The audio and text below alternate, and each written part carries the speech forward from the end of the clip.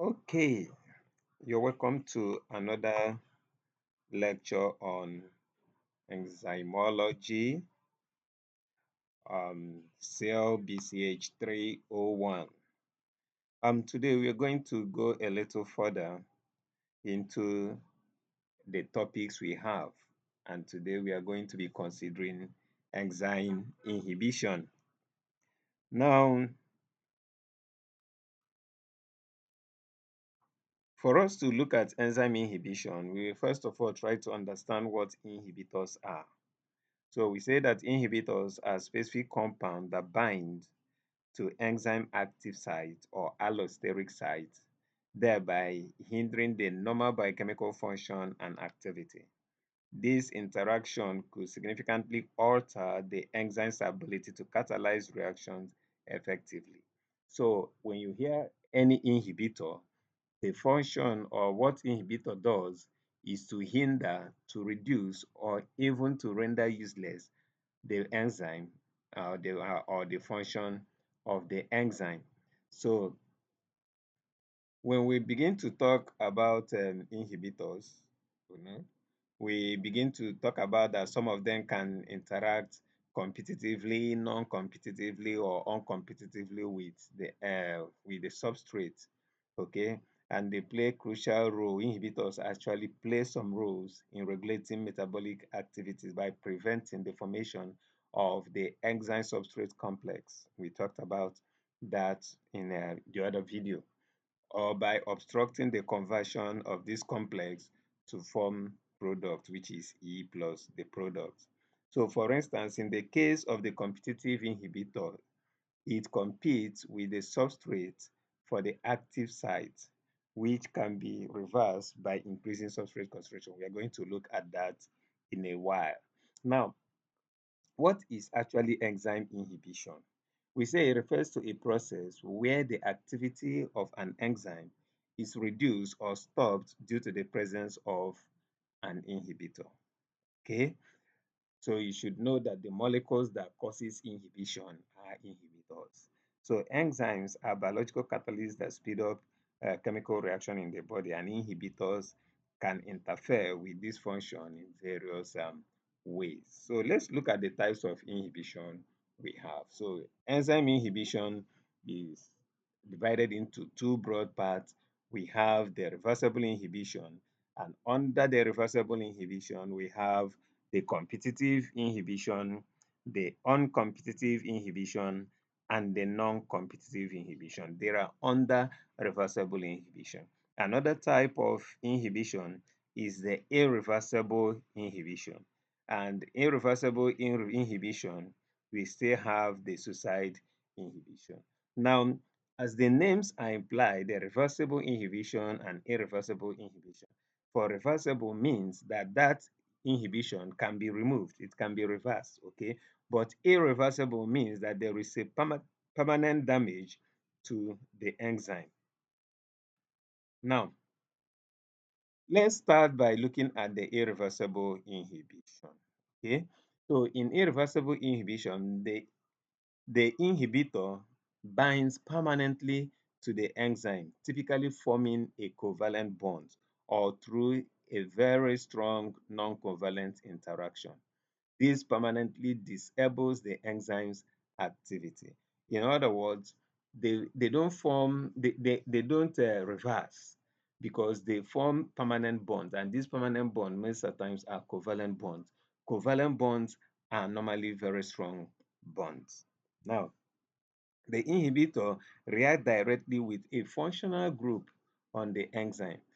You know, the enzyme active site has some functional groups. Sometimes it could be a hydroxyl group from maybe a serine molecule, or a sulfuride group from something like a cysteine molecule in the surface of the active site. So these compounds can react with an inhibitor to form covalent bonds. And when these covalent bonds are formed, it permanently alters the structure of the enzyme, and thereby affecting the function. Now, the characteristic, how do you know this irreversible inhibition? We say that in irreversible inhibition, you know, not it is not substrate specific.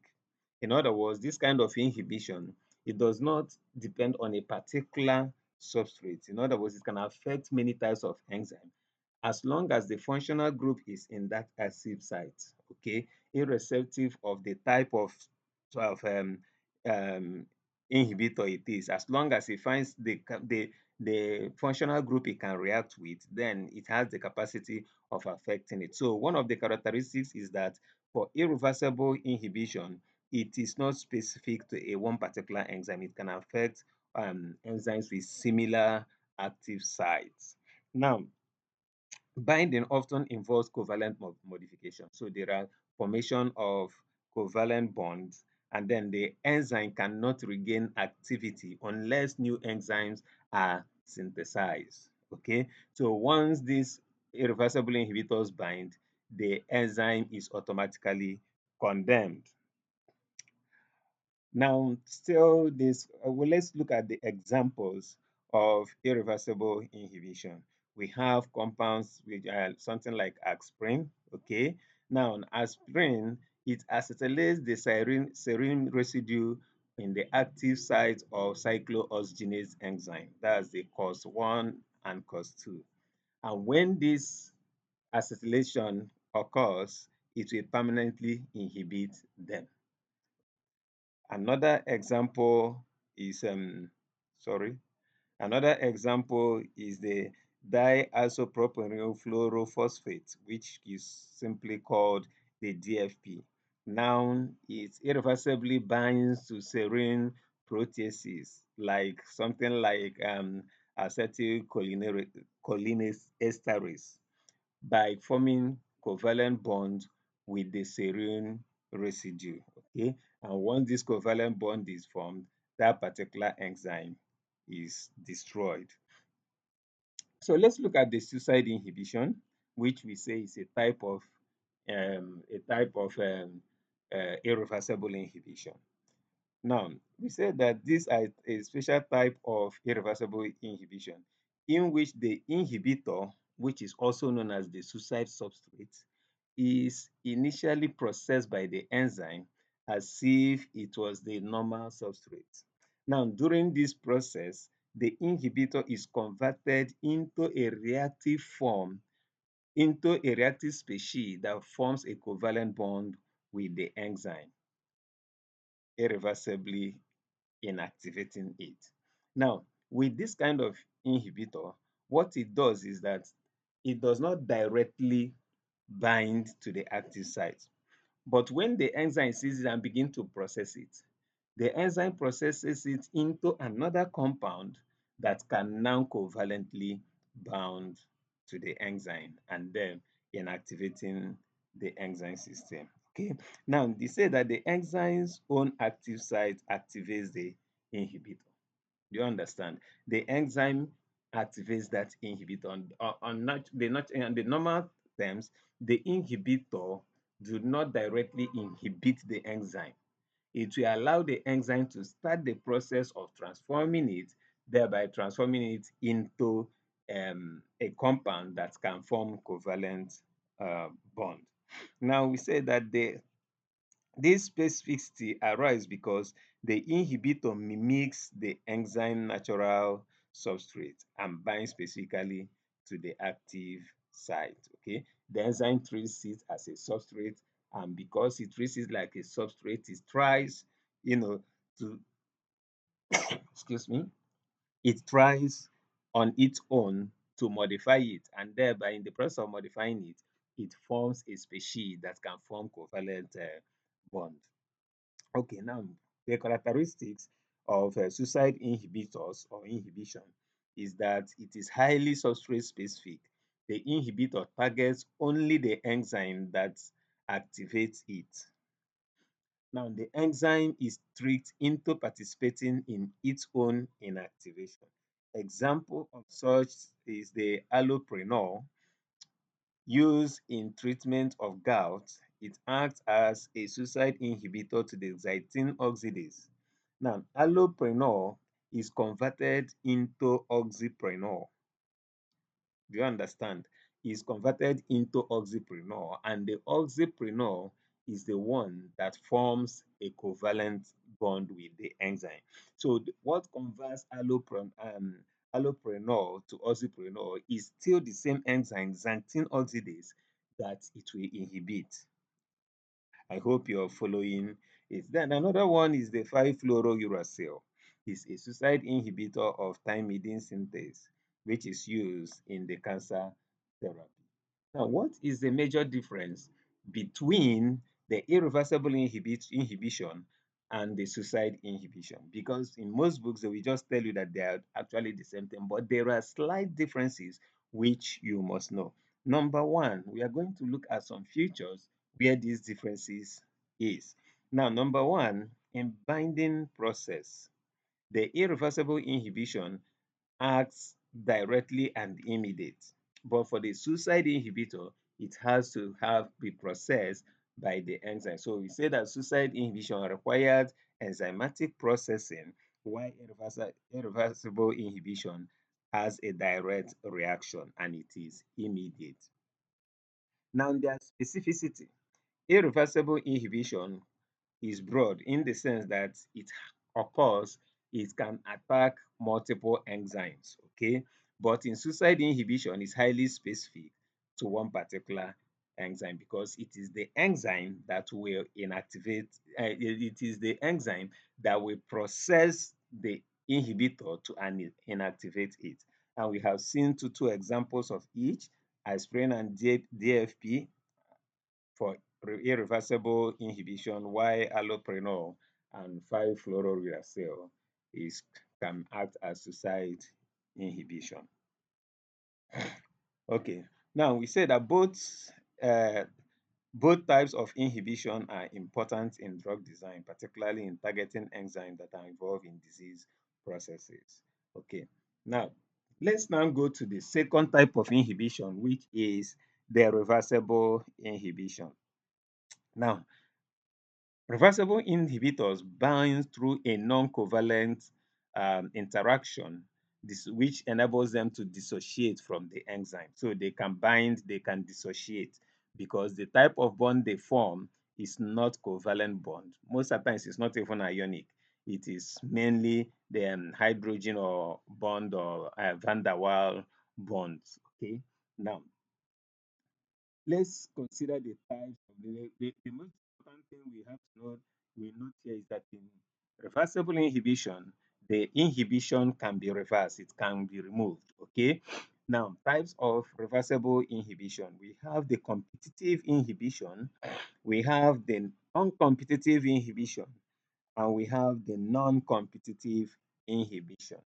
Now, in competitive inhibition, we say it's a form of enzyme inhibition where the binding of the inhibitor to the active site of the enzyme prevents the binding of the substrate and vice versa.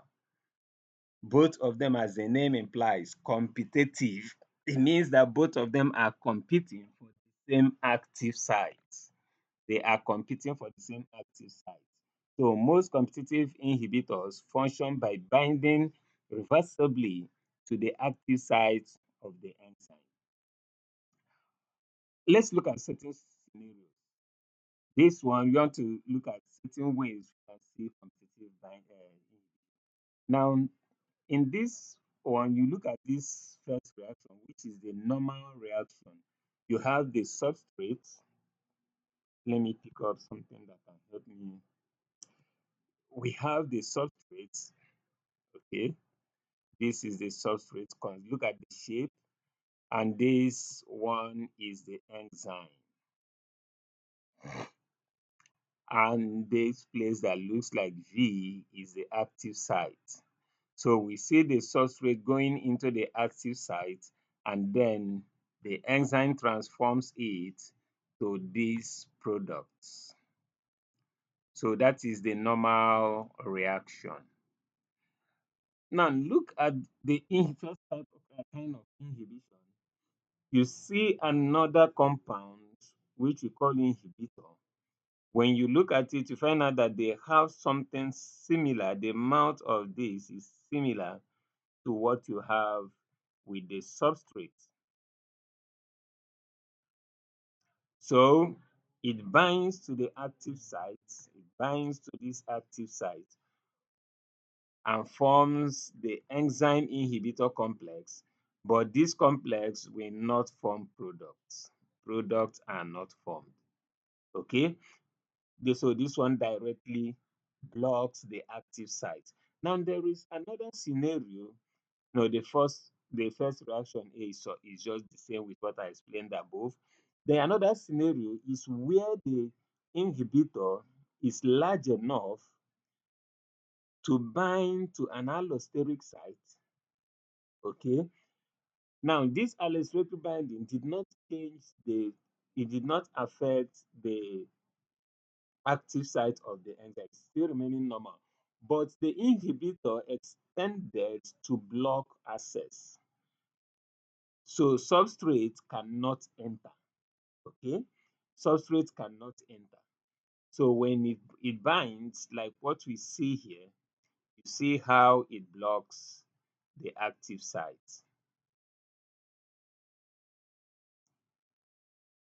And that will not allow product to form. So remember that the place that is affected is also the active site of the enzyme. So because it is still competing with the active site, we can still call it a competitive kind of inhibition. Now, another scenario, which is the third, is where the inhibitor, which is this, will bind not to the active site, but to an allosteric site. What we call allosteric sites are other sites on the protein which is not the active site. There is binding, but it's not the active site. But now, when this inhibitor binds to the allosteric site, we find out that the active site was transformed to this. You see, it's no longer looking like a V shape, it's now having a rectangular kind of shape. Okay, and these substrates cannot bind. The substrate with the triangular form cannot bind. So this transforms the active site for the binding. Okay, so because of that, this is still another kind of um, competitive inhibition because it is competing for the active site of the enzyme. Now, let's look at some examples. Let's look at some examples. We have something like an enzyme which we call succinic acid dehydrogenase. You're going to be meeting more of this in your pathways. This is we found in the TCA cycle. Succinic acid dehydrogenase. Okay. Now the substrate is succinic acid and the product is actually malonic acid. But malonic acid inhibits this enzyme. Okay. Now, when you look at the structure, you will find out that succinic acid has the same structure as malonic acid. Look at this. Look at this. You can still find the same acid group in malonic acid. So they look alike. Their difference is only in one CH2 group or one methylene group. So the enzyme can inhibit, so it is a competitive inhibitor. Now, acetylcholinesterase is still another enzyme that can be inhibited competitively. Something like acetylcholine, which is the substrate, has another compound that can inhibit it. When you look at this functional group here, you can still see it in neostigmine. So neostigmine is an inhibitor that inhibits acetylcholinesterase. Now we have the sulfonamides. The antibiotics that blocks as competitive inhibitor to inhibit the production of DNA, since they are used by enzymes instead of vitamins, instead of the vitamin precursor P-aminobenzoate benzoate. Now, when you look at this one, you will find out that benzoate have an amino, will you say aminophenyl group, which the sulfonamide has. Okay. Now, these are the places that he used in binding. And because they look alike, they bind and prevent product formation. Now, let's dive and look at the kinetics. I want you to pay attention right now. If you have a book, that is where you're going to begin to copy down one or two things. Now, let's look at the kinetics. When you consider this equation, this first one, the one that goes horizontal, is a reaction that you already know. Okay, the enzyme E binds with S, okay, forms ES, and the ES is broken down to give you E, which is a free enzyme, and then the product. But now, in the presence of an inhibitor, the E will now bind with an inhibitor I. And when it does that, it will form EI, okay? And this EI does not allow the binding of S, so the reaction starts. So now we are going to look at how this binding affects the rate of reaction. We are going to generate the Michaelis-Menten's equation for competitive inhibition. Now, remember that the rate of formation of ES is K1 multiplied by E multiplied by S, and the rate of consumption of ES will be equal to K2 multiplied by ES plus K cat multiplied by ES. In the other one, we are using K minus 1, and now we are using it as K2. It doesn't matter, it's for you to actually know where the constant label is coming from. And we are going to be using the steady state kinetics to actually solve this problem. We are not going to be using rapid equilibrium. We are going to be using steady state. Now, and at steady state, we say that the rate of formation is equal to the rate of consumption of ES. And that means that um, K1 multiplied by E multiplied by S is equal to K2 multiplied by ES plus K cat multiplied by ES. And when we actually factorize, we are removing the factors that are common on the right side of the equation. You will have that K1 multiplied by E multiplied by S is equals to ES all over K2 plus K cat. And then we can make ES the subject of the formula. When you do it, you're going to have that ES is equals to K1 over K2 plus K cat, all multiplied by E plus S. Now, the next thing we are going to do is that we are going to introduce our Kn, which is the Michaelis-Menten's constant. And our Kn is equals to K2 plus K cat over K1. And I would suggest to us that before you go into this, make sure you have understood the previous lecture on the uh, on the derivation of the Michaelis-Menten's equation. So all this part is what we have done before. Then our ES will be equal to E multiplied by S all over Kn.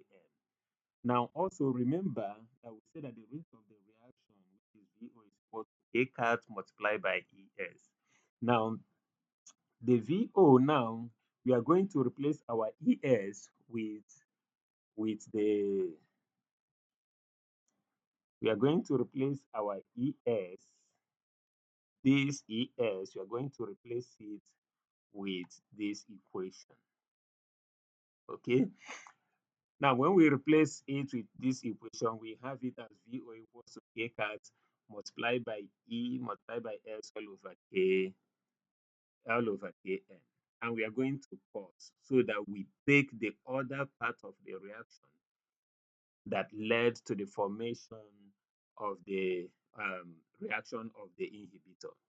And we say that the rate of formation of EI is equals to K4 multiplying E multiplying I. I wish I could just quickly rush down so that we see it. Now, look at our E and our S. Okay, E and our I.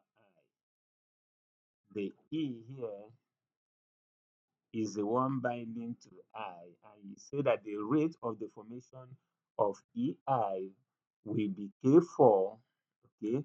It will be this K4 multiplying E multiplying I, while the rate of breakdown of EI, okay, will be K5 multiplying EI. So let's get back to our equation. So the rate of consumption of EI is equal to K5 multiplied by EI. Now, if we consider the steady state kinetics, we will say that the rate of formation is equal to the rate of consumption of EI. Therefore, K4 multiplied by multiplied by I will be equal to K5 multiplied by EI concentration. So EI is equals to K4 over K5 multiplying E multiplying I. Now, but we are going to introduce a constant so that we reduce all these K5, K4 and all that. So we are going to introduce the inhibitor constant. And what is the inhibitor constant? Inhibitor constant is the rate for the breakdown, the kinetic constant for the breakdown of EI all over the kinetic constant for this formation of EI. And if that holds, we have that Ki, which is the inhibitor constant, is equals to K5 over K4. And then if we have to put it in the equation above, if we have to put it in this equation above, in other words, we are trying to replace our 4 over K4 over K5. So we are going to have that our EI will be equals to E multiplied by I all over Ki.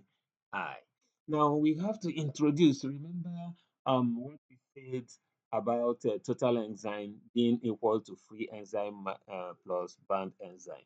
Personally, I call it the law of conservation of enzyme, okay, because the enzyme is not lost. It can only be either it is free or it is bound. So the total enzyme is equals to the summation of all the enzyme species. If you check the equation, the enzyme species that we are using is the E, you have another one, the EI, and you have another one, which is the ES. Okay, these are the enzyme species. So the total enzyme is equal to the summation of all the enzyme species. Now, we know what our E is. We know what our ES is.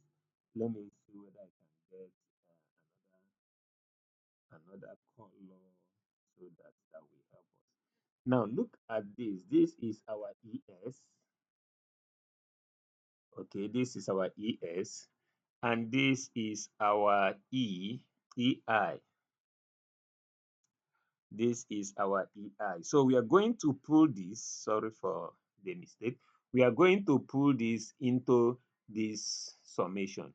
So we say that the E total will be equal to E, okay, is equal to E plus E plus I over Ki, and then plus this, okay. So the summation of E and sorry, the product of E and I all over Ki is our EI, while the product of E and S all over Kn is ES, okay. So the next thing we are going to do is that we are going to make E the subject of the formula. And if you look very well, you see that E is present in all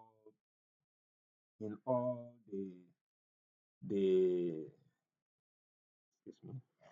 You will notice that E is present. So E is here, E is here, E is here. So we can factorize. And when we factorize, it's just like bringing out E and then leaving the rest of the equation. So the E total will be equal to E into 1 plus the inhibitor constant over Ki plus substrate concentration over Ki.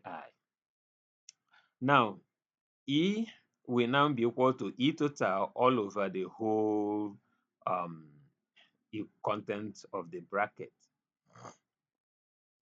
Now, but there are certain things we need to understand here. Okay.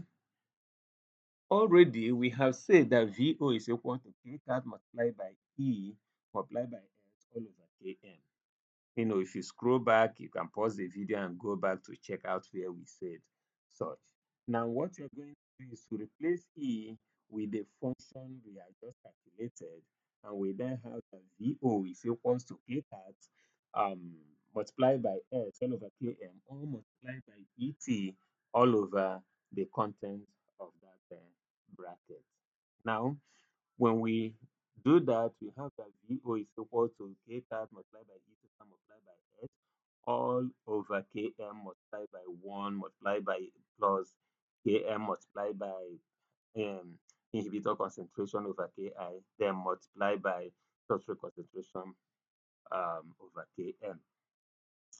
Now, when you open the bracket or the denominator, you will have this equation where you have VO will be equal to Kk multiplied by Et over S, all over the whole thing you have below. And when you do that, you will find out that this Km, this Km, this Km will cancel this Km. Okay? So when that happens, you will have the equation that VO is equals to K cat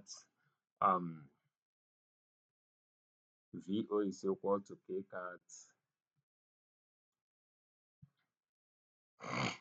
VO is equal to K cat multiplied by ET multiplied by S all over Km plus Km multiplied by uh, inhibitor constant over inhibitor concentration over inhibitor constant plus substrate concentration.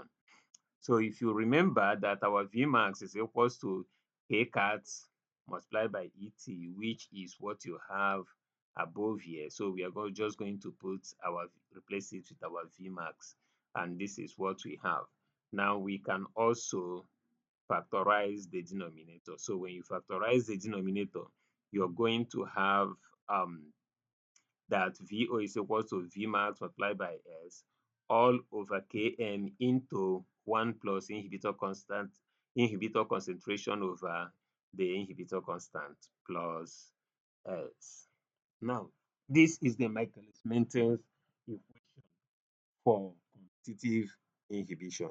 And because of that, we are supposed to look at what happens to that inhibition. We are supposed to look at when we have the plot, interpret how do we interpret this inhibition? How do we know what kind of inhibition is? So we are going to first of all look at the transformation. We are going to transform this equation into the double reciprocal plot. We are going to transform it into the double reciprocal plot. And when we do that, we are going to um, now know how it's affecting Km and the Vmax. Excuse me 1 second. Okay. Uh,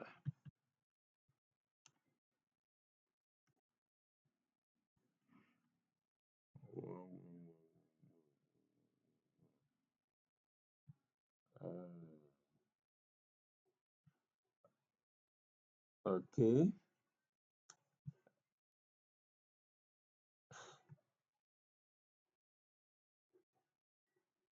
Okay.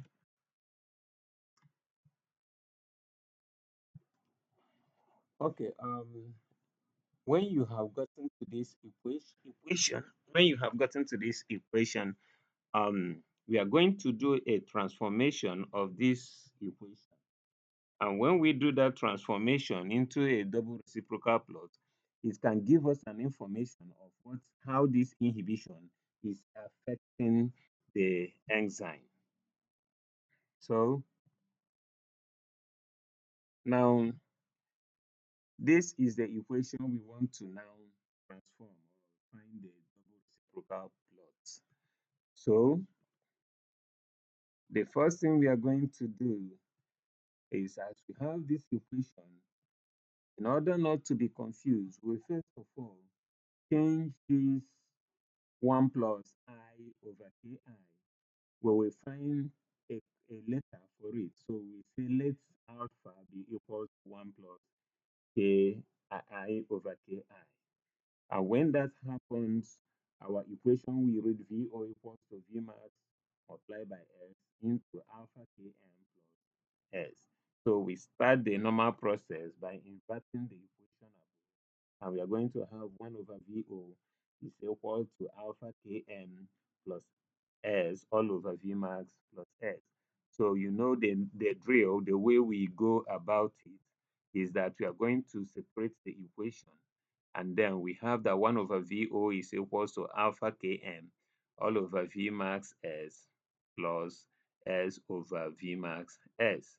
And then we can still write this equation, and we are going to have that 1 over VO is equal to alpha Km over V max into 1 over S plus 1 over V max, because this S will cancel out, the S on top will cancel out. Now, therefore, if we reintroduce our alpha, we then have the equation below, this equation that we are seeing right now. This equation. So this equation we are seeing right now. So now, when we now try to look at this equation, we find out that it looks exactly like our straight line equation, where our y is equals to 1 over VO. Our m, which is the slope of the graph, we give you Km into 1 plus I concentration over the inhibitor constant, all divided by Vmax. Then our C is 1 over Vmax. Now, let's try to look at the plot of this. If I make a plot of 1 over V against 1 over S, is going to be, for the blue line you're looking at, is for the uninhibited. In other words, there was no inhibitor in the reaction mixture. Okay. Now, you can see where our Vmax is. You can see where our Vmax is, and then you can see where 1 over Km is. Now, when you introduce our inhibitor, you will find out that the slope of the graph will change, because the slope will be multiplied by this factor 1 plus I over Ki. Okay, and also the Km is also affected, and I want you to note how it is affected. It's the Km that is multiplied by that factor, not one over. It's only the Km. So if you're doing 1 over, you're going to do 1 over the product of the factor multiplied by Km.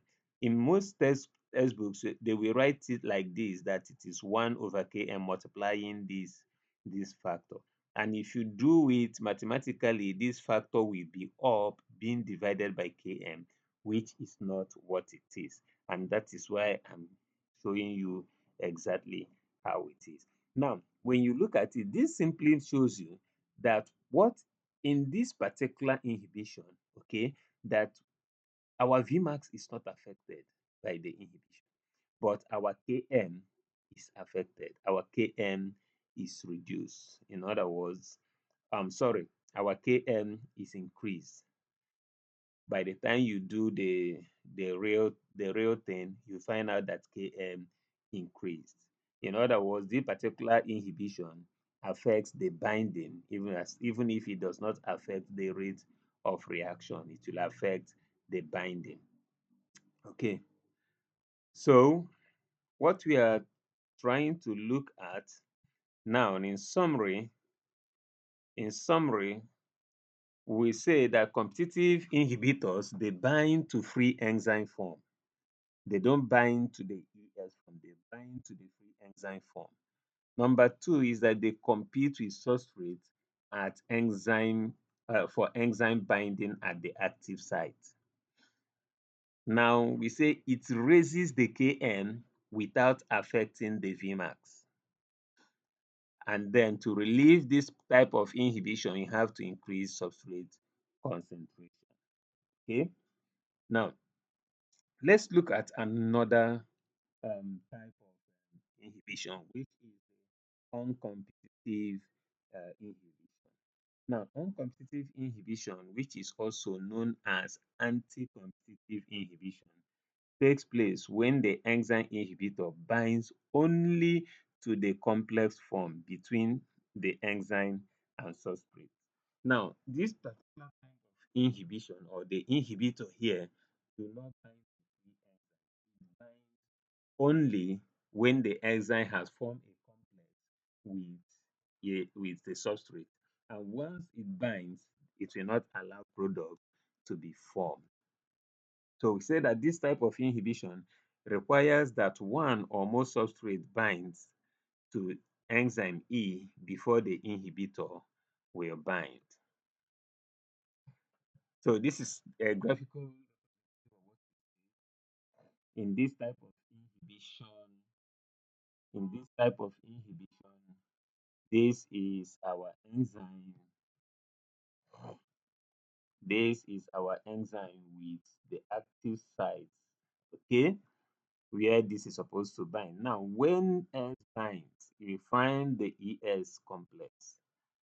You will form the ES complex. And once it binds, you can see it will develop an allosteric site where the inhibitor will bind.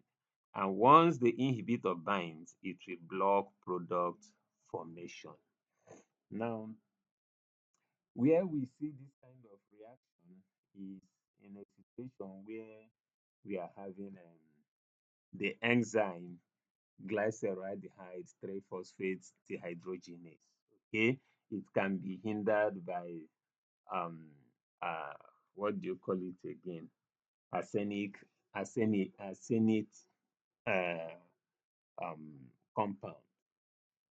Now, because this arsenic will actually want to work as phosphate, okay, and then it will affect the binding of the. But the truth here is that the substrate will bind before the inhibitor can bind.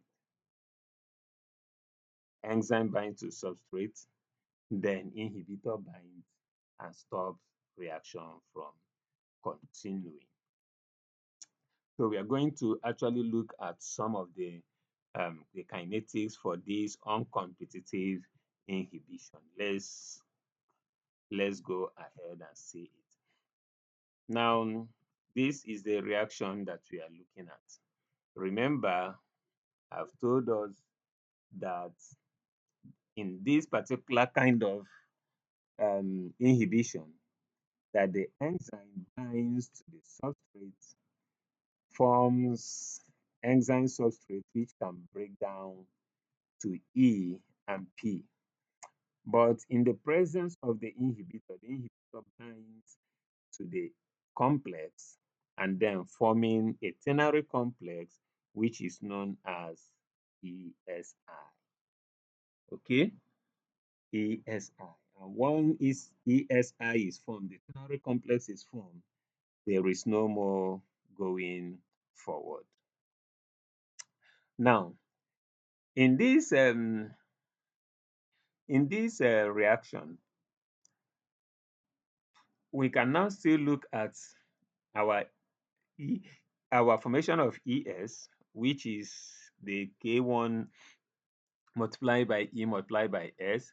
Now the rate of consumption of ES is K2 multiplied by ES plus K cat multiplied by ES. Now under steady state, we say that the formation is equal to the rate of consumption, and then we equate to the two rates together and we find our ES. Okay. Why I'm rushing is that because we just did something of that nature now. So we have found what our ES is. Now let's try to look at what will happen to the rate to the reaction. So we use our constant to find what our Km is, and when we end up by saying that ES is equal to E multiplied by S all over Km. And we say that the rate of reaction VO will be equal to K cat multiplied by S. And when we replace that X, we are having that VO is equal to K cat multiplied by S multiplied by E multiplied by S all over Km. Okay, so we will keep this information, we keep it handy and we keep it reserve it somewhere. Now the we now consider the other reaction that involves the formation of ESI. Remember, in this one there is no formation of EI because the enzyme, the salt inhibitor, does not bind to the free enzyme. So the rate of formation of ESI is equal to K4 multiplied by ES plus I, while the rate of consumption of ESI is K5 multiplied by ESI. So under steady state condition, the rate of formation of ESI is equal to the rate of consumption of ESI, which is K4 multiplied by ES into I is equal to K5 multiplied by the concentration of ESI. Therefore, we make the ESI the subject of the formula, and we will now see that it is equal to K4 over K5, or multiplying ES multiplied by I. Now, but our inhibitor constant, which we explained before, is equal to K5 over K4. And then introducing it to the above equation, we have that ESI is equal to ES multiplied by I all over KI. Okay. Now, if we replace our ES, we just carried our ES. Remember that this is ES. Okay. And then we want to replace it with this other KM. So when we put that, you're going to have that ESI is equal to ESI is equal to free enzyme concentration multiplied by substrate concentration multiplied by inhibitors concentration all over Km multiplied by Ki. Now, since we have seen what our ES is and our ESI is, we can now go further to look at what I call the law of conservation of energy of enzyme, which says that E total is equal to free enzyme plus the bound enzyme. So we are going to replace the bound enzyme. Our ES, we have seen what our ES is, our ES. So we are going to put E plus E multiplied by S over Km. Then our ESI is this one down here. Okay, so when you now put it together, you see that E is common. You're going to bring out the if, and when you factorize, you will have that ET is equal to E multiplied by 1 plus S over Km plus Si over Km multiplied by Ki. Now you make E the subject of the formula and you are left with that E is equal to Et all over 1 plus S over Km plus S multiplied by I all over Km multiplied by Ki. Now, but we have already established that our VO is equal to, we have already established that our VO is equal to K cat multiplied by the enzyme, the free enzyme multiplied by S all over Km. And then when we introduce our E, when we substitute it in the above equation, we will have the equation that we are having below. So the VO will now be equal to K cat multiplied by E total multiplied by S all over Km multiplied by 1 plus S over Km plus Si over Km multiplied by Ki. Now, when you open the bracket, you will have the expression below. When you open the bracket, you are going to have this whole expression. And then what will happen to that expression is that Km will cancel Km in the denominator. And when that happens, we are left with the equation that you're just seeing right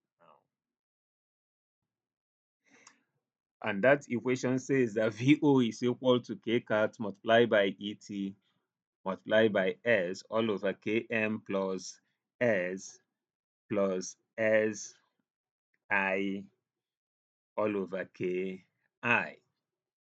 Now you can factorize what you have at the denominator, but before then, we have to remember that our Vmax is equal to K cat multiplied by E total, and we have our VO equal to Vmax over E total all over Km plus S plus Si over Ki.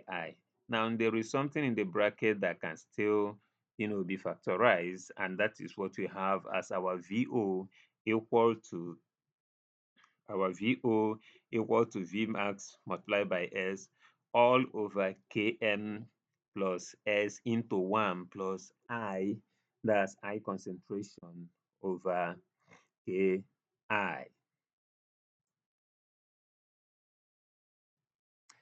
Now, if we now go and look the way we are going to find the double reciprocal plot so that we can know what is happening to the plot when the inhibition is uncompetitive.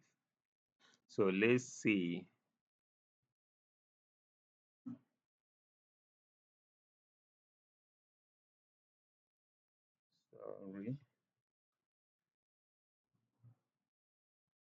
Sorry, sorry.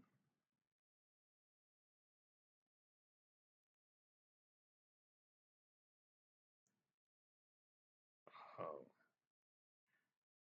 there is an error somewhere. Okay,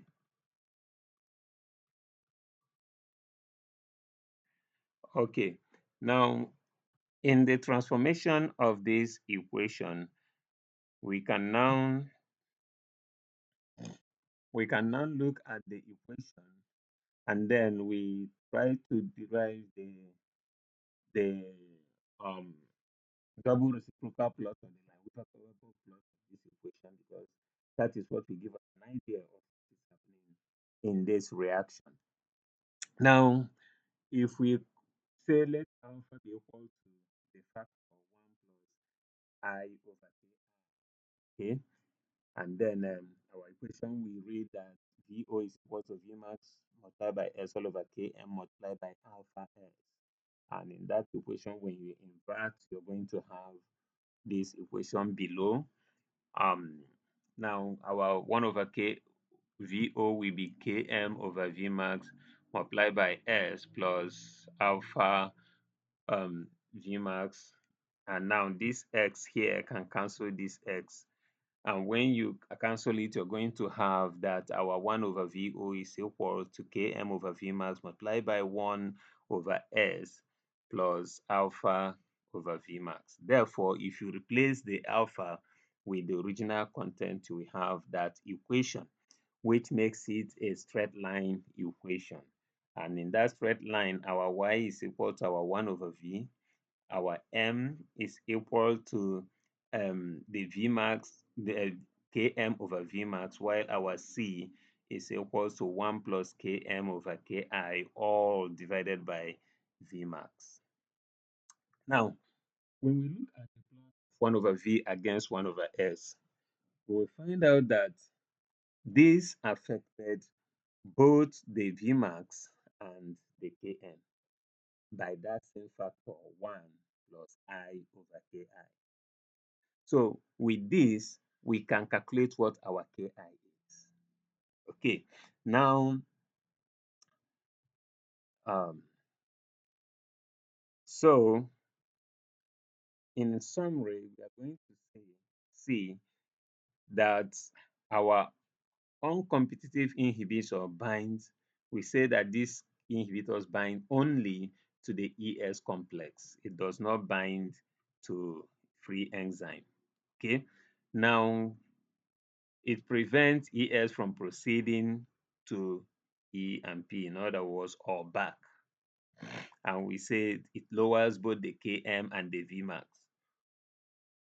But the ratio of Km and Vmax remains the same. Okay, it affects, it's the same ratio that it affects both of them. It affects both of them in the same way. So in the graph, you find out that it exists as parallel lines. So whenever you see a graph of 1 over V against 1 over S, the type of inhibition is definitely uncompetitive inhibition.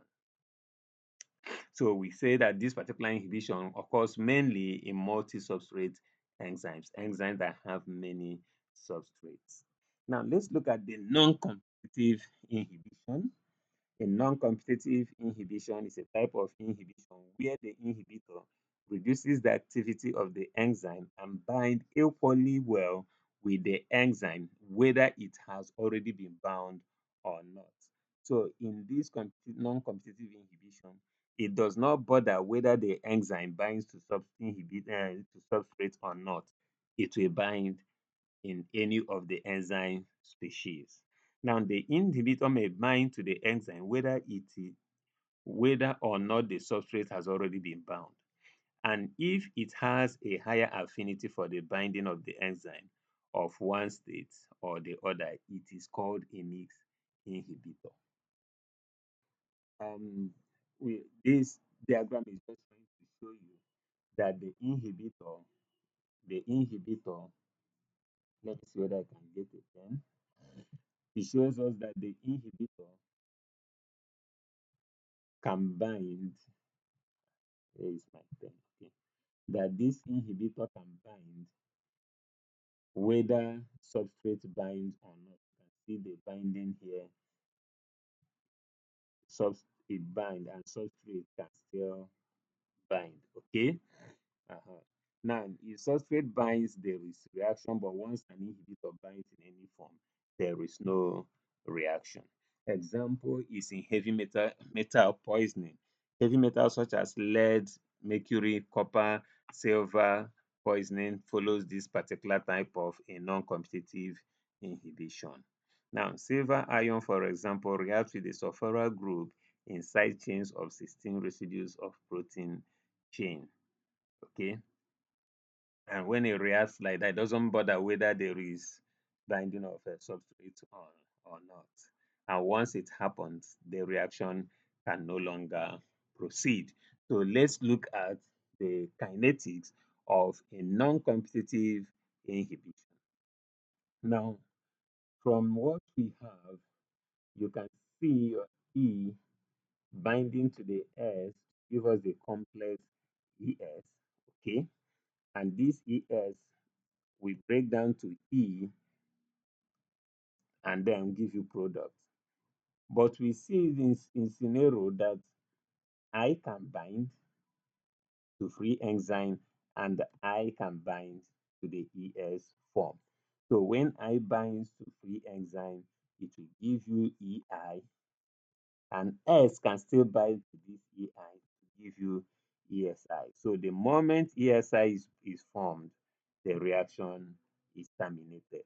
Now, since the binding of the inhibitor is not affecting the binding of the substrate, we find out that the K5 and the K9 will be equal, K4 will be equal to K8, K1 will be equal to K6, and K2 will be equal to K7. Okay, because no one is affecting the other, no one is preventing the other. So let's go ahead to now look at the rate of formation of ES, which we have been doing all along, and the formation of consumption of ES to give us this. So under steady state, rate of formation of ES is equal to rate of consumption of ES. So we have the equation K1 multiplied by E multiplied by S is equal to K2 multiplied by ES plus K cat multiplied by ES. Now K1 now when you factorize the right side and then you make ES the subject of the formula, you're going to have this. Okay, we have seen this over and over again. So the ES, when we now replace the constant with our Kn, we have that ES is equal to E multiplied by S all over Km. Now remember that our VO is equal to K cat multiplied by ES. And then if we replace the ES, we have our VO equals to Kk multiplied by E multiplied by S all over Km. So these one are the normal things that happen. Now let's go back. Let's continue to look at what happens to the formation of EI. Okay. So for EI to be formed, we have that K4 multiplied by E and then multiplied by I. So the rate of consumption will be of EI will be K5 multiplied by EI. So under steady state, the rate of formation of EI is equal to the rate of consumption of EI, which gives us that K4 multiplied by E multiplied by I is equal to K5 multiplied by EI. Okay, so EI. Okay, I want you to be taking note of our enzyme species. Enzyme species. This is our ES because we are going to need it. We are going to need the whole of this. Okay. Now, this EI, we are going to introduce um, our inhibitors constant, which is K5 over K4. And when we use it to replace the above equation, we are going to have that our EI will be equal to E multiplied by I all over Ki. So you take note of that. So we have seen that there is ES and there is EI. Now let's continue. Let's continue. Um, Now let's look at the rate of formation of ESI. Okay, let's look at the rate of formation of ESI. And the rate of formation of the ESI is formed in two directions. Okay, in the first one you have the K8 multiplied by EI multiplied by S, and in the second one you have K6 multiplied by S multiplied by EI multiplied by EI. Now, the rate of consumption, we have to take it in those two directions. So the rate of consumption of ESI is equal to K9 multiplied by ESI, and then it's also the same thing as K7 multiplied by ESI. Now, under steady state kinetics, the rate of formation of ESI is equal to the rate of consumption of ESI. In other words, that is going to be K8 multiplied by EI multiplied by S is equals to K9 multiplied by ESI. Okay, so we have that ESI I will be equal to K8 over K9, you know, into EI multiplied by S. Now we are going to introduce another constant which we call K prime I. That's another inhibitor constant which is K prime I, which is equals to K9 over K8.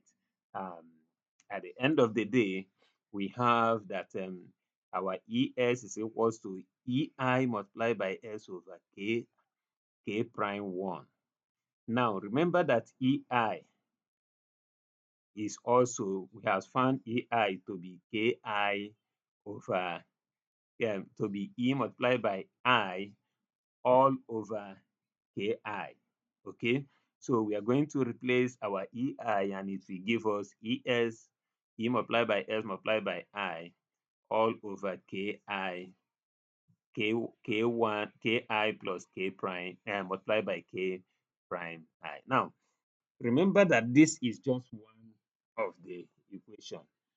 We are going to look at the other one, then we are going to see which of the ESI we are going to use for our reaction. So if you are taking the part where you have K6 ES multiplied by I will be equal to K7 ESI. That's for this. That is for this is formation and this is consumption. Okay, now ESI will be this, and by the time we introduce our K prime prime, Ki prime prime, it will be K7 over K6. So when we finish, we arrive at ES will be equal to E multiplied by S multiplied by I all over K prime prime multiplied by Km. Now we have two ESI to deal with. And I always tell students that personally, I like working with the one that gives me Km, or that the direction that gives me ES. Okay. So now let's go to the conservation of energy of enzyme, and then remember total enzyme is free enzyme minus plus bound enzyme. And in this one we have four enzyme species.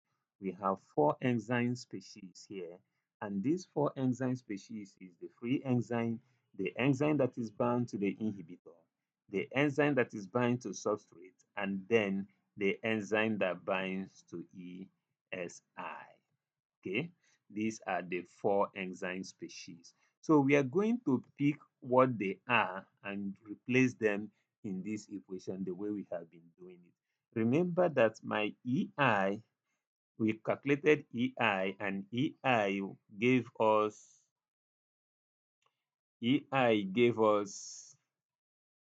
E multiplied by I over KI. ES gave us E multiplied by S over Km. YESI gave us E multiplied by S multiplied by I all over Km multiplied by K prime prime, Ki prime prime. So by the time we now factorize, bringing out our E, we have this equation.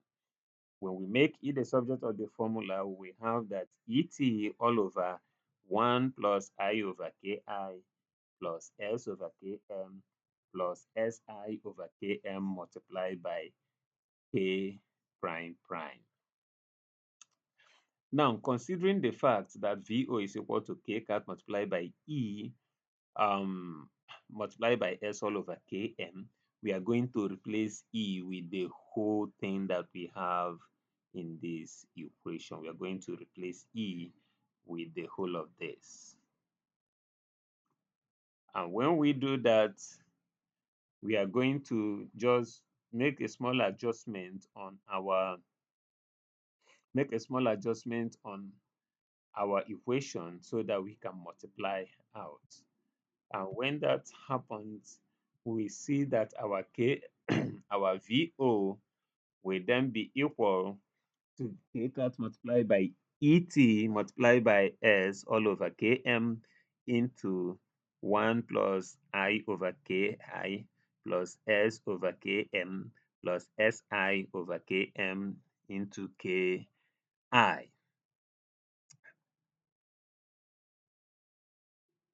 And then when we open the bracket, we have this below. So km, we actually cancel km in this direction, and we are left with that VO is equal to k cat multiplied by ET multiplied by S all over km plus km multiplying I over ki plus plus Si over k prime prime I. Now, remember that our Vmax is equals to k cat multiplying by E total. So we are going to replace whatever our Vmax is. Okay. So we are going to replace our Vmax with this. When you do that, you have the equation that VO is equal to Vmax multiplied by S all over Km into the factor 1 plus inhibitor constant plus K1 plus S into the factor again. Now, but because in those binding, like I said when we started, the binding of the inhibitor does not affect the binding of substrate. And because of that, our Km will be equal to our K prime prime I. Okay. So this equality is just what I have said, that because the binding of the inhibitor to the enzyme is not affected by the substrate, since the binding site of the binding site of the substrate is different from the binding site of the inhibitor. So we are going to have the equation for the reaction as VO equal to V max X all over Kn plus S, all multiplying 1 plus I over Ki. So we are still going to look at this transformation. So when we look at the transformation, looking at the double reciprocal plots, we are going to see how this is equally transformed. And in the transformation, saying let the constant be equals to alpha, our equation will simply read VO equals to Vmax multiplied by S all over alpha multiplied by Km plus S.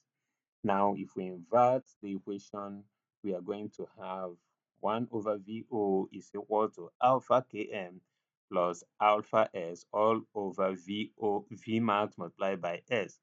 We separate the equation, and when we separate the equation, we have that 1 over VO is equals to alpha Km over Vmax multiplied by S plus alpha S all over Vmax multiplied by X. Normally, the X will cancel out, and we have that 1 over VO is equal to alpha Km over Vmax, or multiplying 1 over S plus alpha over Vmax. Therefore, if we return what our alpha is, we are going to have the straight line equation. And this straight line equation that we have will then show you that 1 over V will be your Y. The slope will be Km into 1 plus I over Ki all over Vmax, while this constant C will be equal to 1 plus I over Ki all divided by Vmax. Now, if we make a plot, we will find out that in this particular kind of inhibition,